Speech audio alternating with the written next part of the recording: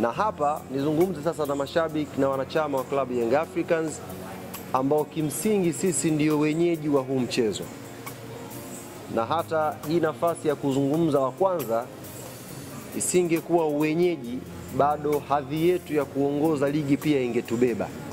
Ningeanza kuzungumza kama kinara wa ligi, alafu timu nyingine zinazofuatia chini zingekuja kuzungumza. Kwa hiyo tuna nafasi kubwa sana ya kutamba, ya kuvimba na kujivunia kuelekea siku ya kesho. Mchezo huu ni wa kwetu. Kikanuni ni mchezo ambao Young Africans tuko nyumbani. Hivyo tunatakiwa twende tukathibitishe kwa vitendo kwamba ni mchezo wa nyumbani na tuwe sehemu kubwa ya mashabiki ambao wataingia Benjamin Mkapa. Namba kubwa uwanjani ikawe mashabiki wa Yanga. Namba kubwa ikaonekane ni rangi ya kijani na njano ndiyo imeshamiri ndani ya uwanja wa Benjamin Mkapa kwa ajili ya kuwasukuma, kuwapa hamasa na morali wachezaji wetu waweze kutupa furaha. Wiki hii kila mtu anaandika la kwake. Bwana Pacome amka hivi, Max amka hivi, fanya hivi.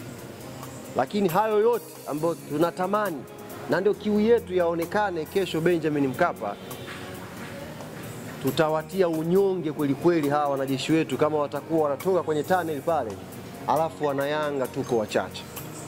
Tutakiwa tuje kwa wingi, tuje kwa namba kubwa na tuje na sauti zenye nguvu kwa ajili ya kuwapa nguvu wachezaji wetu waweze kutupambania.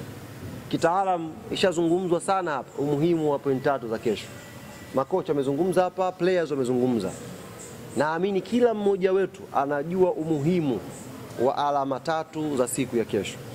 Basi hizo alama pia sisi wanachama na mashabiki wa klabu ya Yanga tuna jukumu la kwenda kuzipambania, kwenda kuzitafuta. Sauti zetu ndio silaha ya kwenda nayo kwa Mkapa. Tukaishangilie timu yetu, tukawape morali wachezaji wetu, na inshallah baada ya 90 tutaondoka tukiwa washindi ndani ya Benjamin Mkapa.